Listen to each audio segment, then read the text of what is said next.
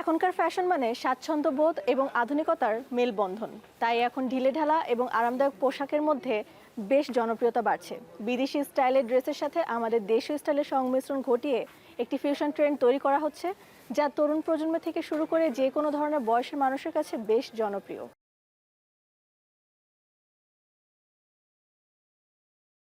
Colourful জিনিস আসলে খুব ভালো যাচ্ছে। ব্রাইট কালারগুলো, মাঝে যেমন প্যাস্টেল কালারের একটা খুব ভালো ট্রেন্ড ছিল, এখন আবার ব্রাইট কালারটা বেশি চলছে, আমার কাছে তাই মনে হয়েছে। সো ব্রাইট যে ফ্লাওয়ার্সগুলো আছে, ব্রাইট যে মোটিভগুলো আছে, এই মোটিভগুলোর কাজগুলো এখন লোকজন বেশি অ্যাপ্রিসিয়েট করছে। মানুষজন সবাই মানে শীতের পরে এই টাইমটাতে প্রতি বছরই আসলে এই ব্রাইট জিনিস কালারটা একটু বেশি ভালো ট্রেন্ডিংয়ে থাকে।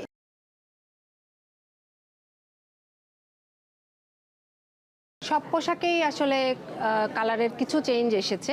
গ্লুমি ভাবটা যে যেমন ইয়েলোটা খুব ভালো যাচ্ছে, বসন্তর আগেই ইয়েলোর বিভিন্ন শেড আসলে খুব চমৎকারভাবে ব্লেন্ড করে প্রকৃতির সাথে। সো ওই কালারটার জিনিসও খুব ভালো চলছে।